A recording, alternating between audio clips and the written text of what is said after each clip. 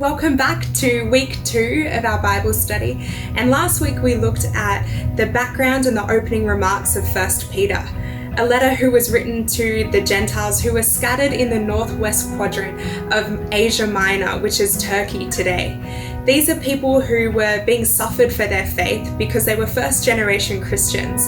And so Peter's really writing a letter to encourage them to keep going, to remind them of the inheritance they have in Christ, and then also for the hope that they have for the future. He then moves on to encourage them in how to live out their day-to-day life. He urges them to pursue God's character and also expresses the importance of living a holy life. He uses this imagery from the Old Testament to reassure them that they are too God's elect people, and it's about how they live their life that will show testimony to that, rather than the line of their family that they carry.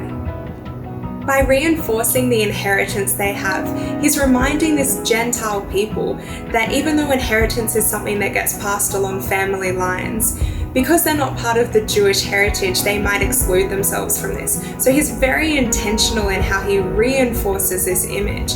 In verse 13 it says, "Therefore, with minds that are alert and fully sober, set your hope on the grace to be brought to you when Jesus Christ is revealed at his coming." By emphasizing God's character and Christ's redeeming work, he urges them to live this holy life. In verse 22, it picks up to say, "Now that you have purified yourself by obeying the truth, so that you have sincere love for each other, love one another deeply from the heart." It is a process of us ridding ourselves of all the unholy stuff that takes root in our heart, by not conforming to the evil desires in our heart, as it mentions in verse 14, but rather by ridding ourselves of all types of malice, deceit, hypocrisy, envy, slander, and every kind of evil, in verse 1 of chapter 2. God's goal for us is to become a spiritual house, as he says in verse 5 of chapter 2. This is really clever imagery because in the Old Testament there was so much importance placed on the physical temple of God. If you're like me and you've read those chapters in the Old Testament where page after page it's just encouraging the exact correct materials to use, the length of the materials, where to use it, when to use it, what to use. They are so specific around the physicalities of the Old Testament temples. But here, what Peter is doing is he's demolishing that mindset, and he's saying that we are the people of God.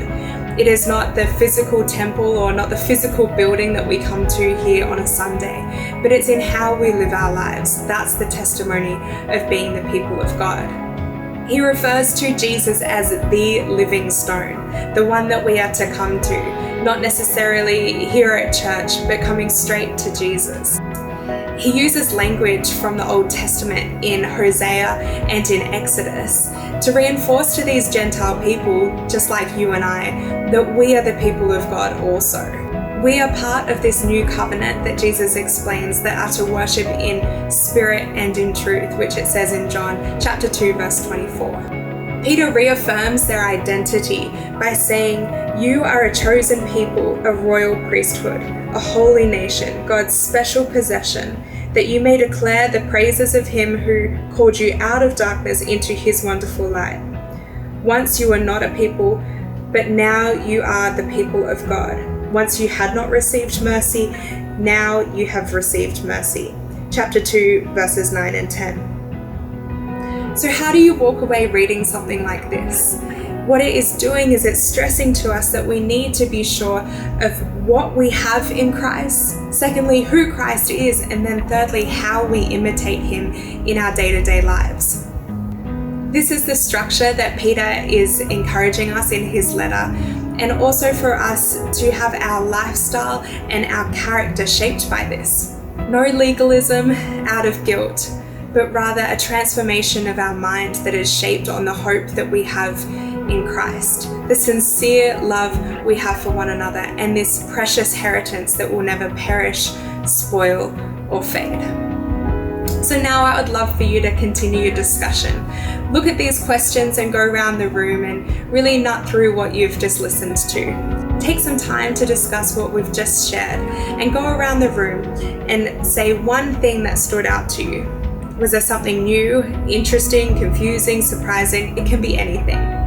Then read 1 Peter chapter 2, verses 4 to 10. Discuss what you think this all means. Think through and discuss how much of your faith you attach to church, i.e. this building and what happens here on Sundays. How much of your faith flows into how you live each and every day in that holy life that we're encouraged to live.